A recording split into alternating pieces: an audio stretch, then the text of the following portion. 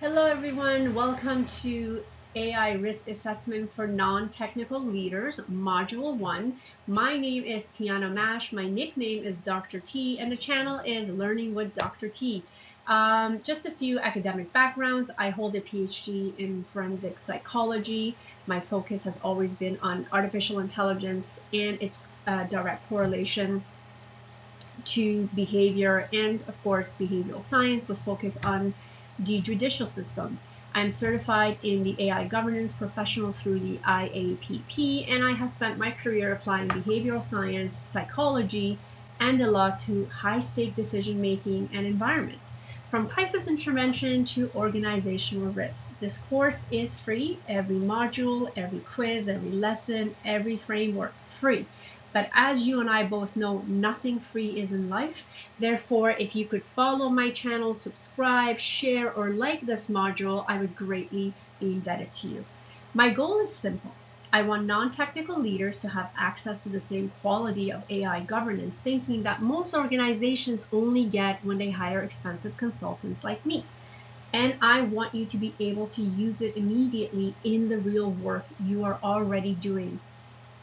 This module is focusing more on AI governance fails behaviorally rather than starting with the tools and the framework. Why is this important? I want to tell you exactly why I built this module first and why it matters to me more than anything else in this course. Most AI governance training starts, again, like I said, with tools, frameworks, and checklists.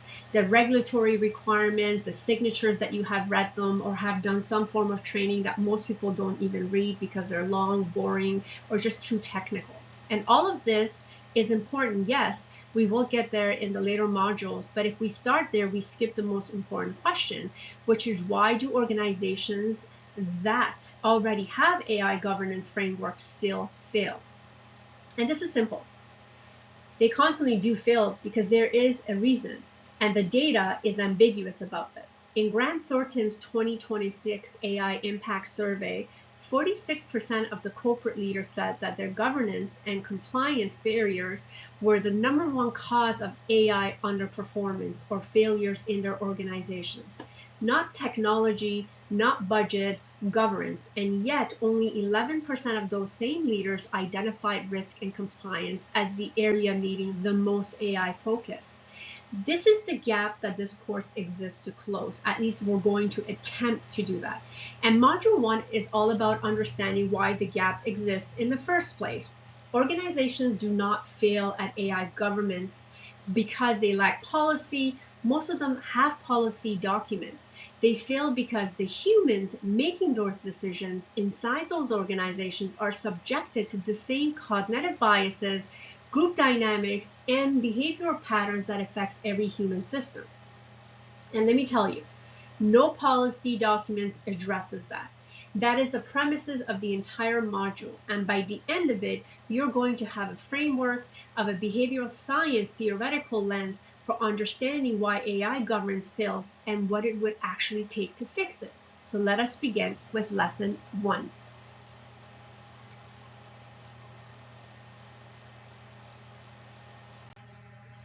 So here we are. What you will learn in this module. We're going to talk about why governance documents alone cannot protect your organizations from AI risk, meaning that you make a policy or someone gives you a policy and says, hey, use this. This is a draft though. Listen, even if it's a draft, it doesn't mean it's going to protect you. Even if you are the frontline personnel, you are going to be held accountable. You can face fines. You can also face potential lawsuits. Just because your employer gives you a document that says draft, use this for now, it doesn't mean you're going to be walking away from no accountability and responsibility. So think twice about that. Cognitive biases silently drives poor AI procurement decisions at the leadership level. Why boards fail to catch AI risks and the group psychology behind it. How authority biases causes organization to overtrust AI vendors.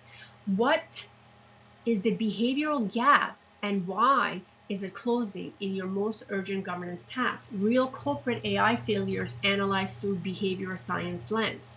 Now you might think this doesn't really apply to me. Does it? Or doesn't it? So let's start with the governance of illusion, why policy documents do not equal governance in practice. Your organization already has an AI policy document. Why are you still at risk? Think about that. Okay, here we go. So the governance illusion, I want to start with this question because I actually want you to think before we even answer it. If your organization already has an AI policy in place, this is ethical statements pertaining to AI, ethical practices pertaining to AI, acceptable use of policy according to AI for each individual organization, categorically within the department, AI governance framework that someone may sign off on. Who is it? Who's accountable? Why are you still at risk, whether you are an employee or whether you're not an employee? How are all of these affecting you? I call this the governance illusion, and it is one of the most dangerous cognitive traps in organizations and AI management to date. Here, what the governance illusion looks like in practice. An organization decides to deploy a hiring tool, right? An artificial hiring tool like the TSA. The legal team reviews the vendor's contract. The HR drafts an AI acceptable use policy. Remember, this is HR. They may have comprehension pertaining to hiring, talent acquisition, but we're talking about how AI is governed and enforced, accountability with all the different bodies that actually governing AI, not only within the North Americanas, but also in East Asia, in West Asia, in South Asia, and Europe.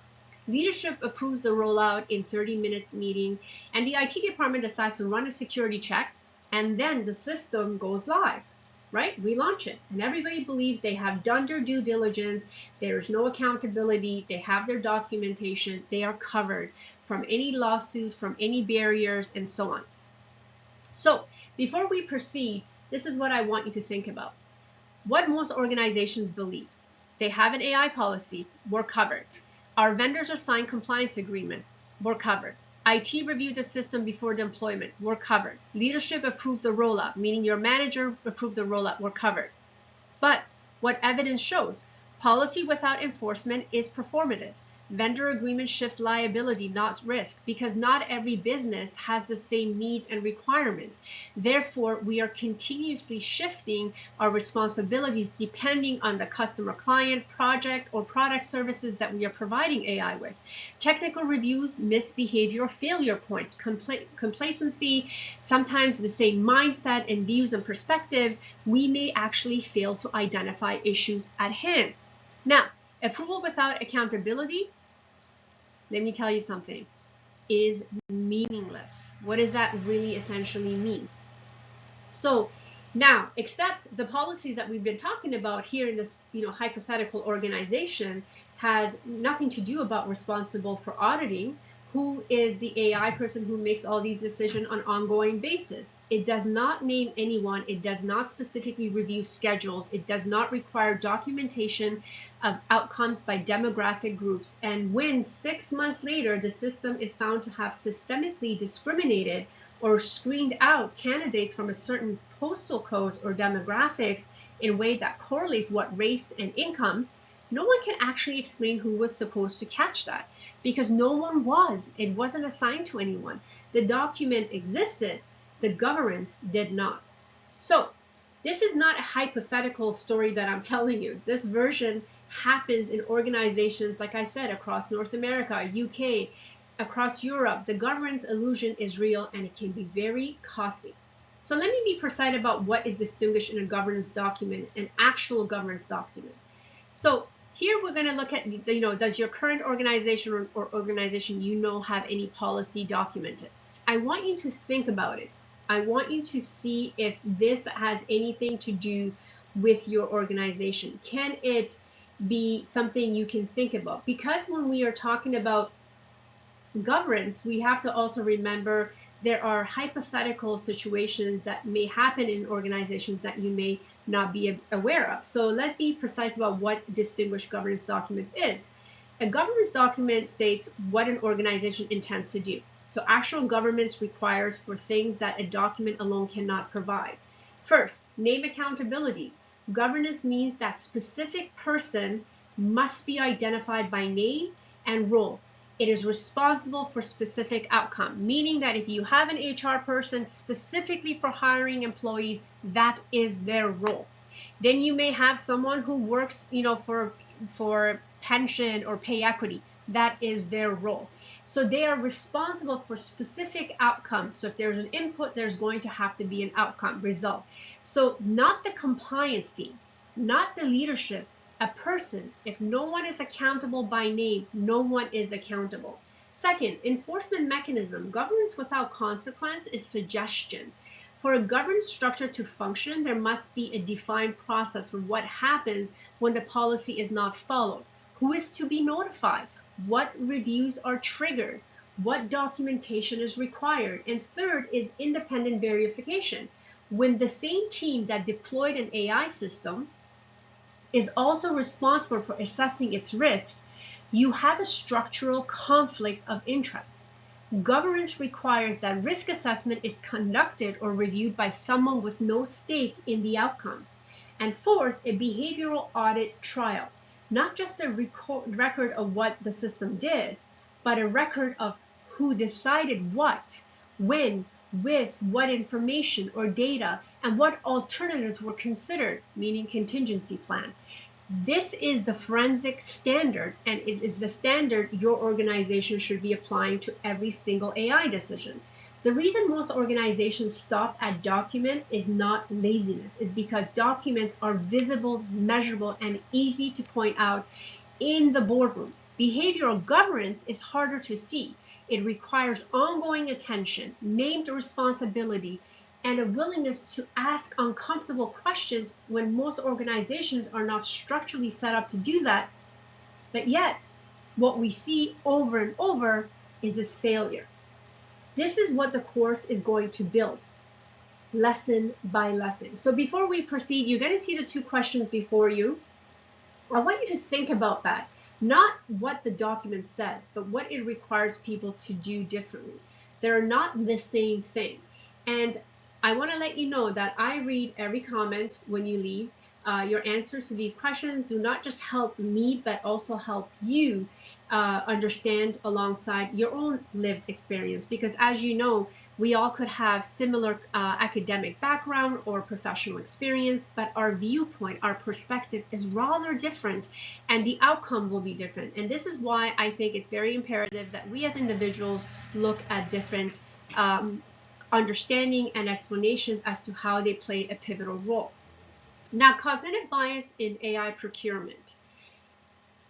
This is also another section that I'd like you to focus on. And here's a question I want you to sit with for a moment before I explain anything. When your organization chooses its last AI tool, what criteria actually drove that decision? Think about that. Whatever it was, what criteria actually drove that decision? Not what was written in the business case, what actually drove it, not who complained, not who went to a training. I want you to think about who was the person behind this organization that decided that this AI tool would be a good contribution to the organization. Was it a demo that impressed someone in a meeting? Was it the fact a competitor had already adopted the same system? Was it a vendor's confidence? Was it a price? Was it the recommendation of a consultant who had a prior relationship with the vendor? Again, conflict of interest. And in my experience working across clinical, forensic, and organizational settings, and in research literature on technology adoption, the stated reasons for choosing an AI system is rarely the actual reason. And the gap between those two things is where governance fails. In this lesson, I'm going to walk through 4 cognitive biases that are most commonly responsible for poor AI procurement decisions. These are not obscure academic concepts. These are patterns that show up in boardrooms or procurement committees and leadership team meetings every single day. Bias on automation biases. I want you to take a time to just review these for a few minutes and let's talk about it. Why is it important? Why do we need to talk about it? How does it affect us? And does it affect us? Automation biases is a tendency to overtrust the output of an automated system, even when evidence suggests the system is wrong. This is one of the most well-documented biases in human-computer interaction research. When a system produces an output, a score, a recommendation, a suggestion, a prediction, humans have a documented tendency to accept that output at face value, even when their own judgment or additional evidence contradicts it. Think about it. How come? Why? In AI governments, automation bias shows up when leaders stop questioning AI outputs because the system has always been right before. Or has it? Or because questioning the system feels like questioning the expensive investment the organization just made. Or because the vendor assured from, them from for a model that is accurate. The result is that the human oversight, which is the entire point of governance, is gradually replaced by the difference to the machine. Bias number 2, anchoring biases. Anchoring biases occurs when a person over-relies on the first piece of information they encounter when making a decision. I'll give you an example, not related to consulting, but when I was teaching, this is something I saw a lot during when my students would submit assessments or documentation. It was unbelievable, right? You can automatically, when you are well-versed in certain areas, identify information that is just incorrect or doesn't make sense. In AI procurement, this looks like the following. The first vendor that presents to you a procurement committee that the reference point of everything that follows. The price becomes the anchor price. We always look at the budget. Their feature list becomes a standard against which all other tools are compared to. And their framing of what AI governance should look like becomes the default framework. This is a huge problem that vendors that you're working with, that you are reaching to, is not essentially or necessarily the best fit for your organization. Remember, just because you have a good product and it works for your competitor doesn't mean it's going to work for you. You have to remember the cultural fit. You have to remember the product and services. You have to remember the audience, the research and design. They are simply the fastest, yes, but if you are, your procurement process does not include a structure and methodology for independent comparison, if it only relies on the committee's impressions of successive vendors' presentation or because of their past practices, anchoring biases will quietly corrupt the outcome. Especially if the vendors are presentable, personable, and they genuinely draw you to their organization, or generally you garner that attention. The third bias is called the bandwagon effect. The bandwagon effect is a tendency to adopt a belief or tool or behavior because others have already adopted it. In AI adoption, this is arguably the most prevalent bias operating in corporate environments right now. The logic goes like this: our competitors are using this AI tool, we should use it too. It's like saying, well, if that kid has an ice cream and I want exactly the same ice cream, so please get it for me, right? If my sister's wearing the shoes, I want it too. But is it a good idea? Is it the same products, good for every single product? If case management was that easy, if human behavior was that easy, this world would be completely different. Or should we at least be seen to be using something different? And suddenly an AI system is deployed not because it solves a defining problem with a defining population of users, meaning identifying users, and a defined set of successful metrics, but because not having it feels like falling behind. If I don't have this technology, it means I'm behind, right? If I don't have this, it means I'm behind. This is a governance catastrophe waiting to happen because tools deployed without clear problem definition do not have a clear successful criteria, and therefore these tools without successful criteria categorically cannot be effectively governed.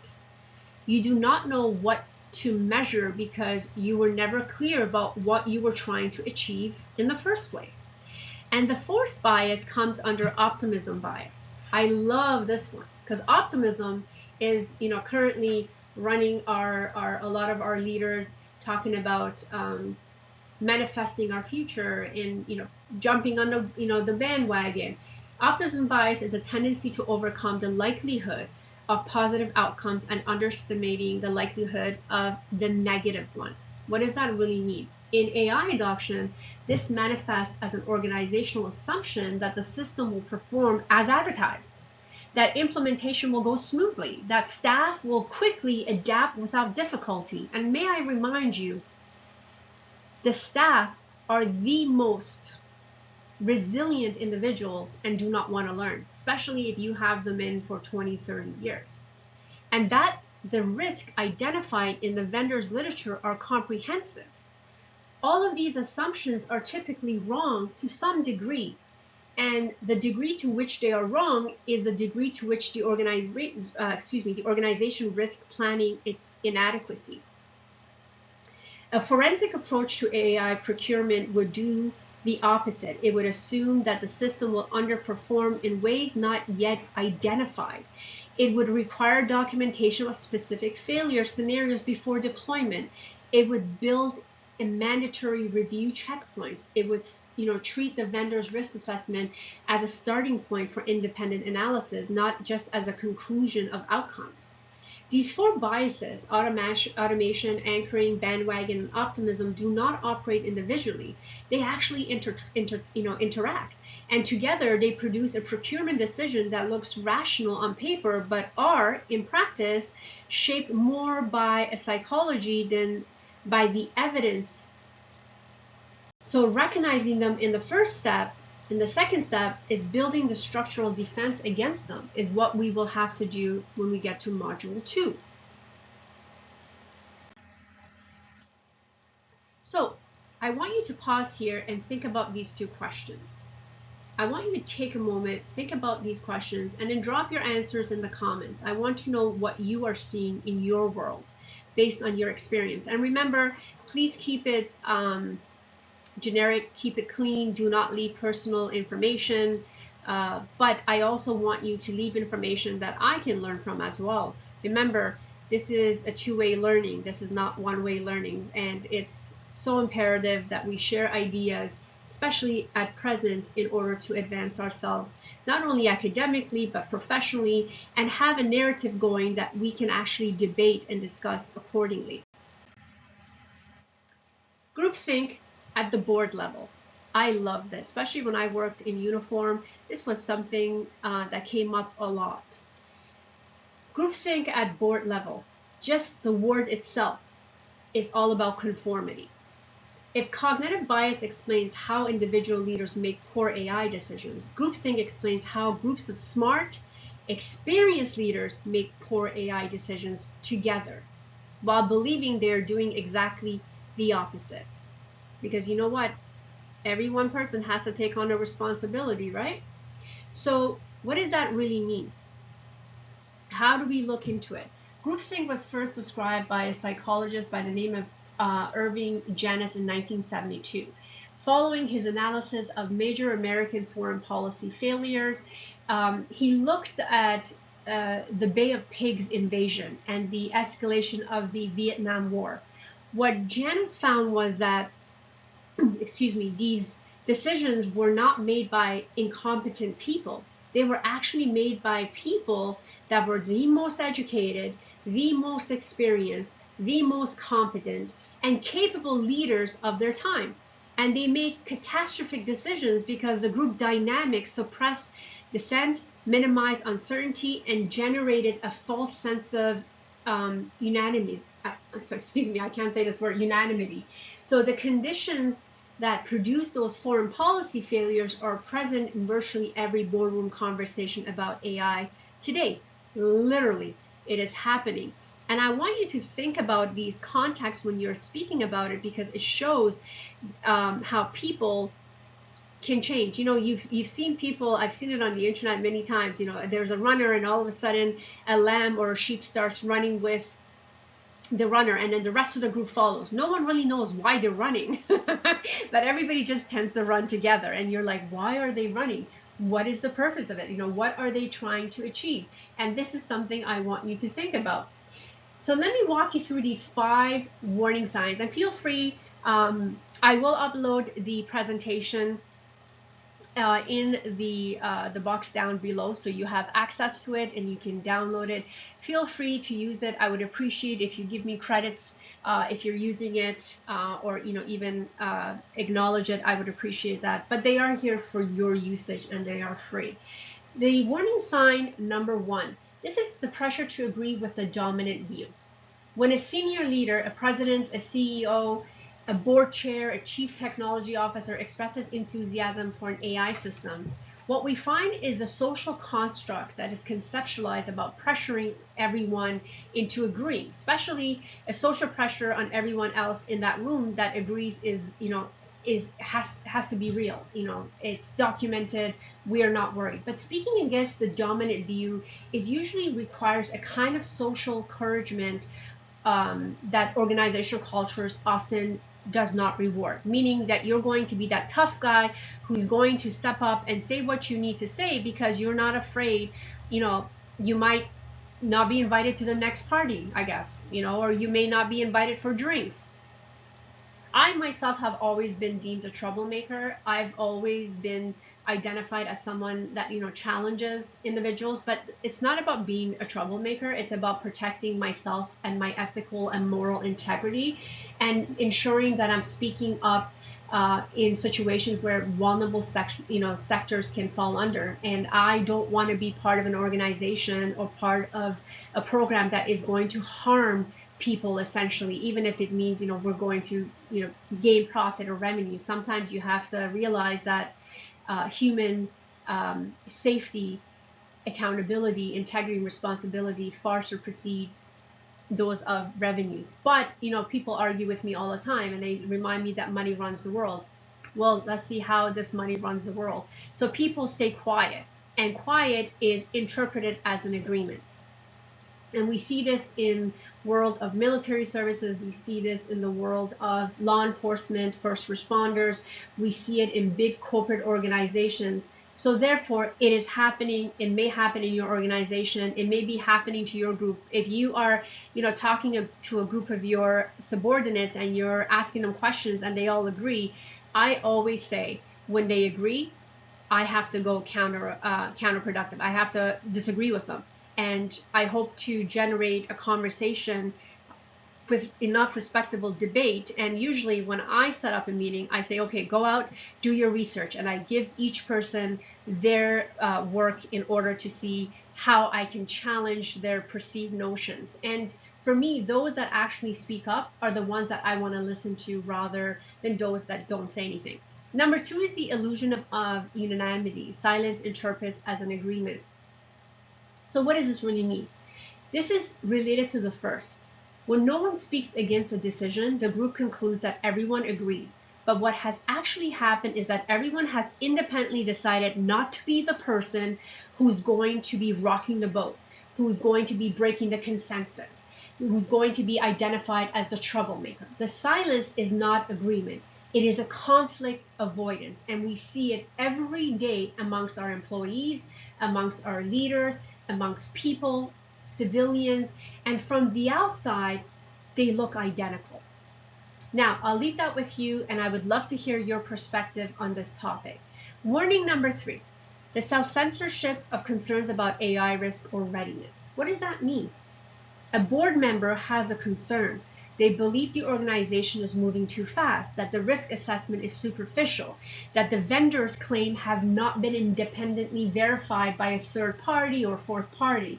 But they also believe that raising this concern will make them look obstructionist or technically naive, or like they are slowing down progress. So they do not say anything. And the decision moves forward without the benefit of their analysis. Are you catching on? It's like going on, recently I was talking to a colleague and they were informing me that a nobody, I'm not going to name this influencer, was in a social media platform and they had like over 40 or 50 million followers. And to them, as a social media behavior analysis, they couldn't understand how this individual or certain groups of people can actually have so many followers, while there are people that are extremely famous, not only for who they are, but what they represent, and they don't have as many followers. So we were talking about, how AI is being used, for example, to be able to increase followers or increase influences. And this is happening every day. This is not something that's not happening. Now, is it related to this, to what we're discussing? No, but I'm trying to show you, think outside of the box, because when you yourself are questioning your intuition, is literally you're identifying things that you may say, well, I don't, it doesn't feel right. But who am I to talk? It's above my pay grade. I've heard that so many times. And then you have to question, okay, is it above your pay grade? So are you going to say anything? Are you going to, remain silent? And I've been told when I've been presented, when I actually have presented this in person, people will say, you know what, I just don't want problems. I have less than 2 years left and then I am retiring. So what this actually does, this, decision moves forward without the benefits of other people's analysis. And remember what I said, our perception based on our experience, education, cultural and traditional and religious values, they all play a role when we come to think about what we're reading and how we are interpreting it. Two people can look at the same image and have completely different outlook, different output, and different statements. Warning number 4, direct pressure on members who raise governance questions. This is vital. When someone does raise a governance concern about an AI bias, about data privacy, about liability, about accountability, I've seen the group often respond with pressure to confirm. Not always explicitly, but sometimes it is a comment about not wanting to slow down the initiative, not wanting to, fall into the mold. Sometimes it is a reassurance that the legal team has already reviewed this. Have they? Ask to see the documentation. You can be held accountable for your action, for your decision to follow through. Sometimes it is a gentle redirection towards the business case rather than the risk analysis. The effect is the same.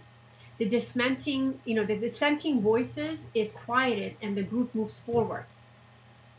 But I'd rather be the person to bring the concern because of the accountability. And yes, your reputation may be at hold if you are saying something, but your reputation will also be on question if something were to happen, right? Now, warning number 5, this is the collective rationalization that minimizes warning signs. What does that essentially mean? Once a group has committed to an AI deployment decision, they develop a shared narrative that minimizes its risks. They find excuses and rationale as to why this will share, we're sharing the responsibility, accountability. We all have the same information. We've been there, we've done this. Have we? Concerns that were raised before the decision are reframed as already addressed. What evidence do we have? Do we have evidence of the problems in similar implementations elsewhere when it's dismissed as not applicable to a specific context? Remember, what might fit for one organization may not work for another. The group has, in effect, decided together that a decision was correct, and it is now selectively processing information to confirm that conclusion, meaning that collectively we are all agreeing that if there are risk issues, we are collectively acknowledging, but yet we're going to move forward. The antidote to groupthink is structural, not motivational. Remember that, structural. You cannot tell people to simply be more courageous or more honest and expect it to change how group functions.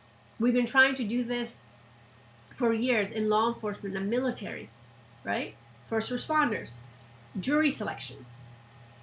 We need structures that make descendants safe, designated devil's advocate role, anonymous pre-decision surveys, mandatory documentation of minority views, require independent reviews of risk assessment before approval. Meaning, if you have to select someone to play the devil's advocate role, select that person. Select another person to maybe be, agree with it. Maybe someone is going to have the pros. When you bring these individuals into the group conformity section, you're going to have a challenge. All of a sudden, you're going to see reactions from people. Is this what they want to see? Is this how we are going to approach these kind of contexts? Now, does that mean anything specific? Look at these questions. You can stop, and actually write down your answers. I would love to read them. These answers are going to be different from every organization. Share yours and read what others are saying. That exchange is part of this learning. Education is not only knowledge, education is confidence, and knowledge is power. Power is wealth, and wealth is affluency. Now, whether you see the affluency as monetary gains or as a better, procurement position, that's up to you. I'm not getting involved in that one. Authority bias and vendor trust. Have you ever heard, don't judge a book by its cover? Or what you may see may not be always the right picture? Or that every story has three sides? I'm sure you've heard of it, right? Authority bias is a tendency to attribute greater accuracy and credibility to the opinion, maybe a recommendation, or the suggestion, or the documentation of authority figure. In medicine, for example, it explains why patients accept diagnoses without even seeking a second opinion when they have that right. In law, it explains why juries are disproportionately influenced by expert witnesses. They may call themselves expert witness, but without the expertise. And in AI governance, it explains why organizations accept vendor produce risk assessments as if they were independently analysis. But here's the thing. Everything has to be challenged, not to be difficult, but for transparency, for due diligence, for accountability, for governance enforcement. Let me be direct about something. AI vendors are not neutral parties. Think about the dollar sign. They have a commercial interest in your organization adopting their system. The same reason I need you to like my page, I need you to share my lessons. Why? Because the ideology behind it is to spread the news. Now, some of us do it for financial gains, absolutely, because if you can gain fundamental money from what you're teaching, then you can educate more people that refuse to go to school, that refuse to spend 19 years in obtaining their degrees of higher graduate. The compliance documentation, their safety certification, their published accuracy metrics, and their risk assessment are produced with what commercial interest in present. This does not mean they are lying. It means that they are not objective enough. And governance that treats vendors' produced documentation as a substitute for independent review is governance that has been outsourced to a party with most to gain. You know what that means? It means that if I want you to buy my product, I'm going to spend the money to hire people that are going to support me. But if you were to hire, as a client, if you were to hire a third party to conduct an assessment on this vendor, I guarantee you the results might be different, probably 80% different, because the outcome for the third party is to come up with the proper information. It's a win-win situation for them. If they have the right information and the company is good, the company, will hire the vendor. But if the vendor is not reliable and there's going to be accountability issues, then they're also protecting that individual. So it's a win-win situation when you're looking about getting a second opinion. None of this evidence, it is an impression management. I think authority biases makes it feel like more evidence. Now, the forensic standards for me when evaluating authority claims is rigorous and consistent.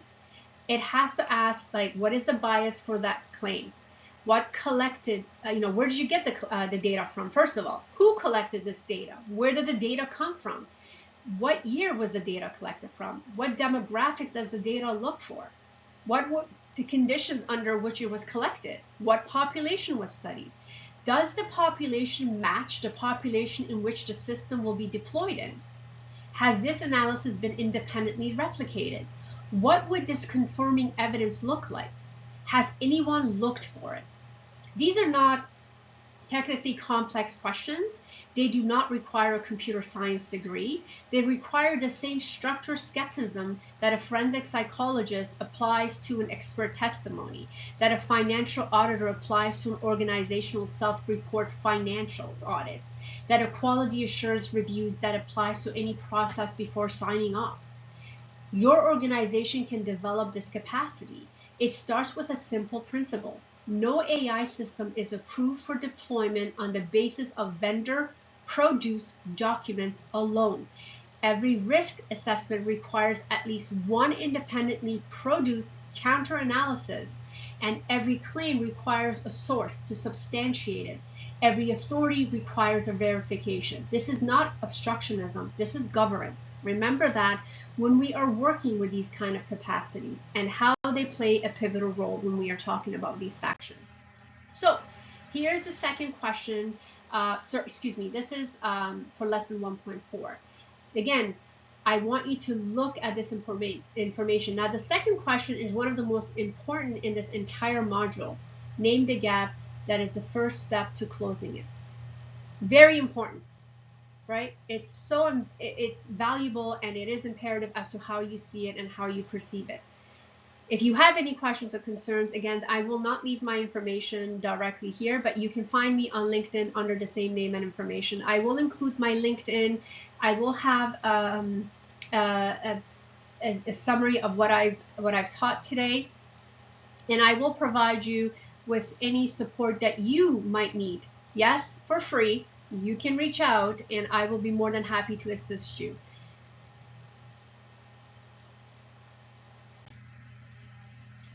The behavioral gap. Everything we have covered so far, the governance illusion, the cognitive bias in procurement, groupthink at the board level, the authority biases and vendor trust, these are all expressions of a single underlying problem. I call it the behavioral gap. Absolutely, the behavioral gap. The behavioral. When you're doing, when you're working with human resources, you got to remember you're dealing with human management. Very different. The behavioral gap is a distance between what an organization says, it does, and what it actually implies and enforces. Between stated governance and lived practices, between the policy documents and the real behavior of real people on real Tuesday afternoon when a decision needs to be made and no one is watching. Every organization has this gap. This is a question not whether it exists, whether we're making it up, whether it's a thesis, a hypothetical, it does exist. The question is how large it is and whether anyone within the organization is paying attention to it. So let me describe what each side of the gap looks like. On the stated side, organization says they conduct an AI risk assessment before deployment, let's say hypothetically. They say they have governance framework in place. They say that they have reviewed AI decision for biases. The employer says they have, an escalation protocol for AI related concerns. They say leadership understands the risks. Hear me again. They're telling you that their leaders within the organization understands the risks. So it means middle management, lower management, front line. Are you following me? And they have documented the supports of all of these statements, your signature. This is not a description of dishonest organizations, not by any means. It is a description of normal organizational procedural and lack of comprehension and competency when dealing with AI. Organizations where the gap between intention and practice has never been explicitly measured because no one was assigned to measure it, no one was assigned to evaluate it, no one was assigned to govern it, question it, critique it. Organizations where the governance document and the governance culture have drifted apart quietly over time. Closing the behavioral gap requires 4 things.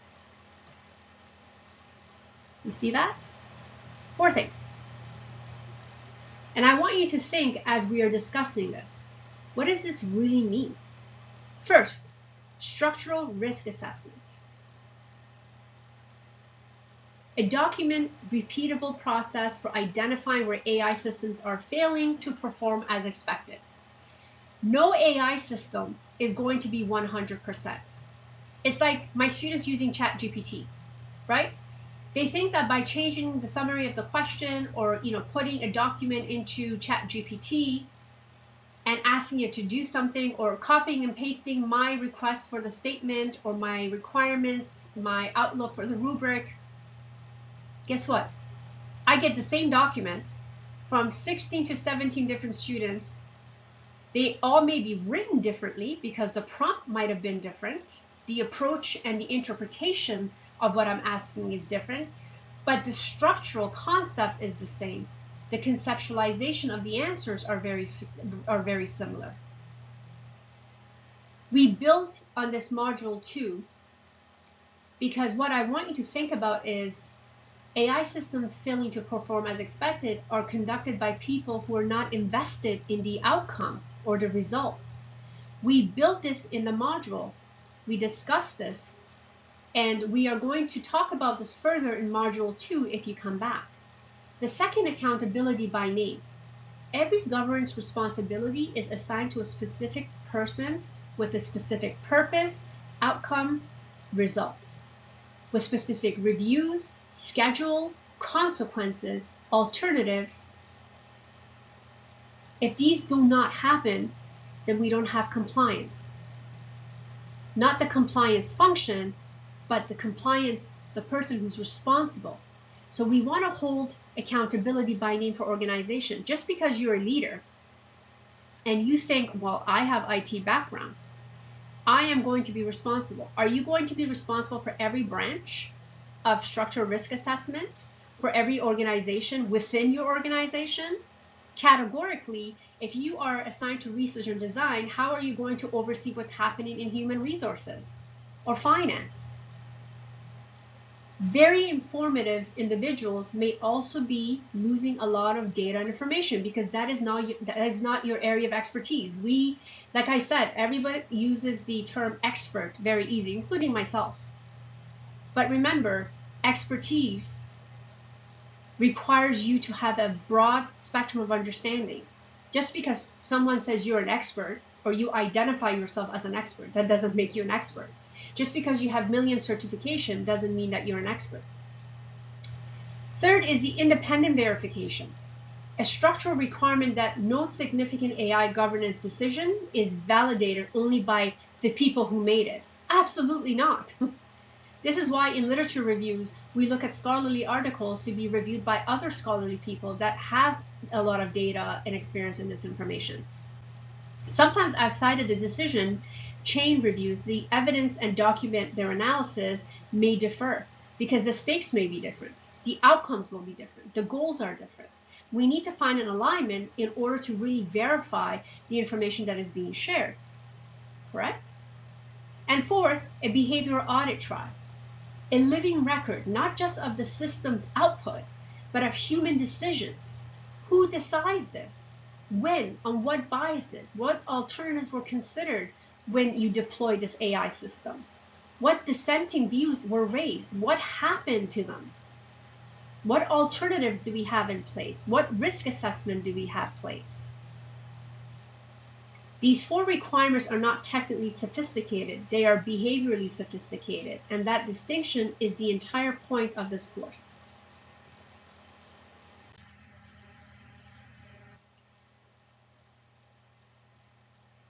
I'm going to be very candid with you. Most organizations I have worked with or for are somewhere between 3 and 5. This is not a criticism. It's starting a point, and is not one you can work from.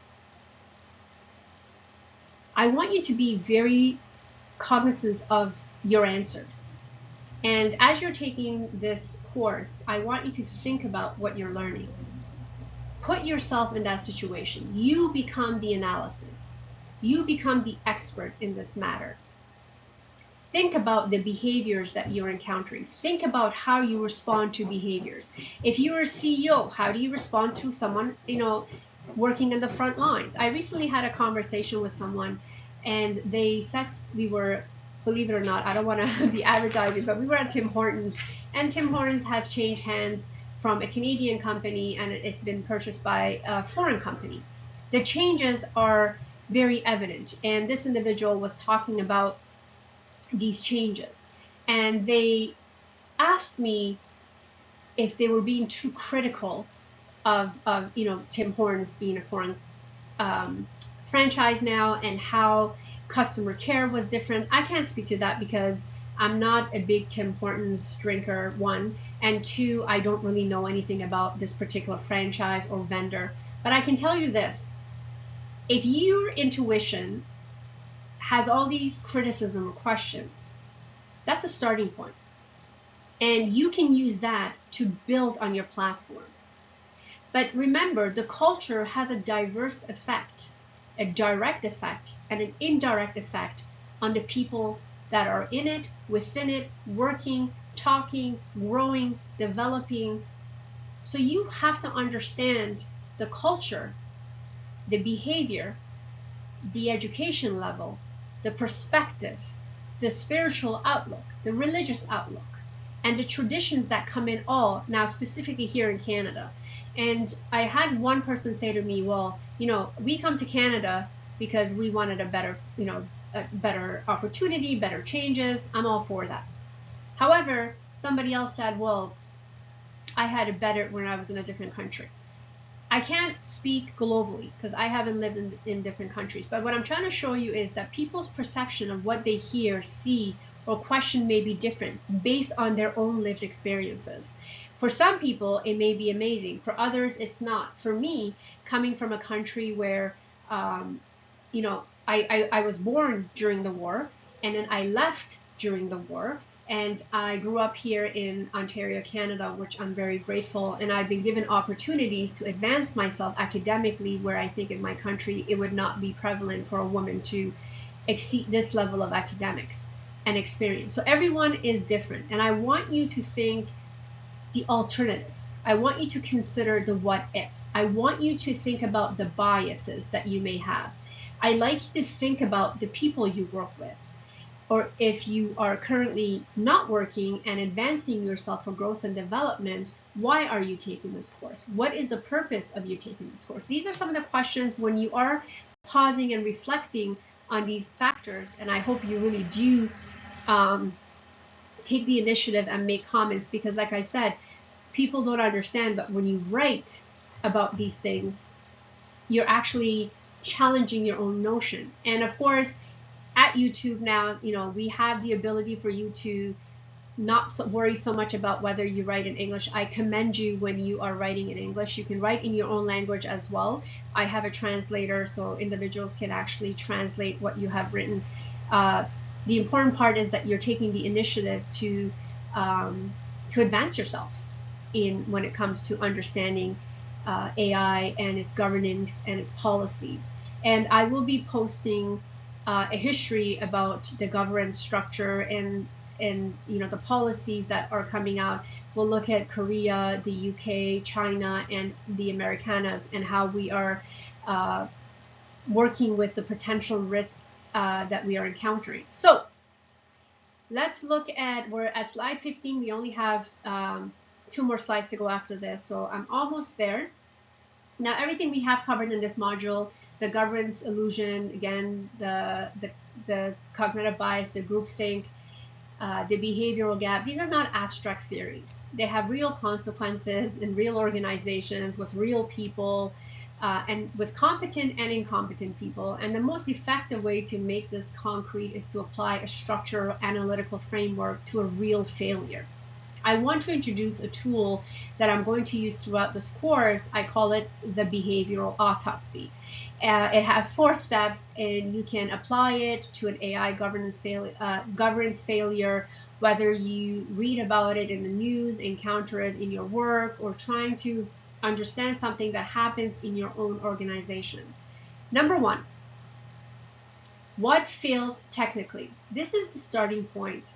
Identifying the system level malfunction or output error. What did the AI system produce that it should not have, or what did it fail to produce that it should have?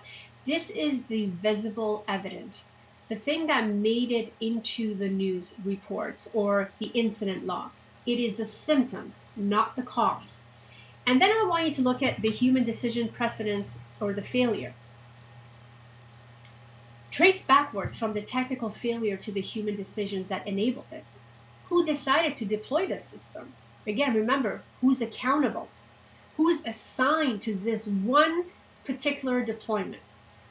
Who decides not to audit the outputs? Who decided that the vendor's assurance were sufficient? Who decided that the governance framework in place was adequate? Every technical AI failure has a chain of human decisions behind it. Step 2 is about making that chain visible. Step 3, which behavioral bias or gap enabled it? Now apply the framework from the module that we just went over. Was the decision shaped by the automation biases, by overtrust in the system's output, by the anchoring bias, by over reliance on the vendor's framing, or I should say marketing, by the bandwagon effect, by a rush deployed because competitors were already doing so, by optimism bias, by an organizational assumption that problems would be minor and manageable, or by groupthink, by a leadership culture that suppresses concerns, or by authority biases, by defense to vendor documentation without independent reviews, or by the behavioral gap, by the disconnect between stated governance policy and the actual practices. Often, we will find more than one. That is normal. These biases interact and reinforce with each other. The purpose of step 3 is not to assign blame, it is to identify the behavioral mechanism, because only then can you design a structural solution. Remember, you don't look for a problem with a problem. You look for solutions for problems and alternatives. No one solution can fit one problem, but the best one may fit at the time. Step 4, what governance structure was absent? This is the most actionable step. Name the specific accountability mechanism. Review the process or structural requirements that is in place. If it had even existed, would have caught this failure before it became a crisis. Not better training, not more awareness, a specific structure, a named reviewer, a required sign-off, a mandatory independent analysis like me, a documented descendant process. When you can answer step 4 with the level of specificity, you are doing your governance work. You're not just analyzing what went wrong, you are building the architectural that prevents it from going wrong. I encourage you to apply this framework to an AI failure you have read about recently. Pick one from news. There is no shortage of material, let me tell you that. Walk through the 4 steps, and if you're willing to share your analysis in the comments, please do. That kind of peer learning is extraordinary for me. Let me just tell you, it's valuable. So with that, it takes us to the last case study. Again, you can pause, reflect, and then go over this and see if there's any questions. Again, what is the single most important change you would make to how your organization currently governs AI? And I ask you to be specific, but again, this is your first module. We still have 5 more to go. The second question is the one I most want you to answer because again, not a general principle, but a specific change because specificity is difference between, insight and action.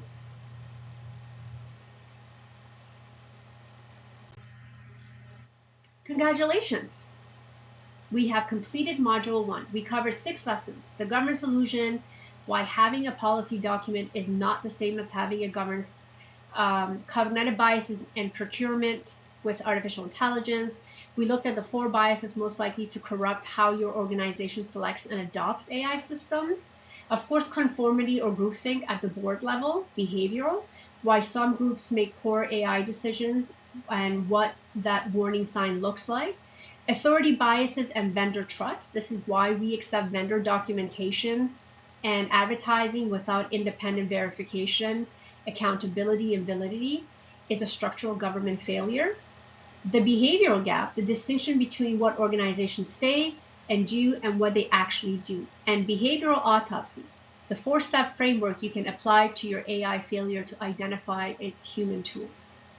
None of this is required technical expertise. Everything we covered today is about human behavior in organizational systems. That is your domain, and it is the dominant domain that matters for most AI governance. Module 2 is called Structured Risk Assessment Without Technical Expertise. We are going to take the conceptual framework from this module and turn it into a practical methodology, one you can actually apply in organization, document to forensic standards, and defend to a regulatory party or governing body. Now, when I say forensic standard, I mean evaluation. I look at everything forensically. I question everything. Instead of being objective, I like to be subjective. And you ask questions and questions and questions. If this module was useful to you, please subscribe, not just for me, but for yourself. These modules build on each other. You will get more from module 2 if you have module 1, and module 3 builds on both.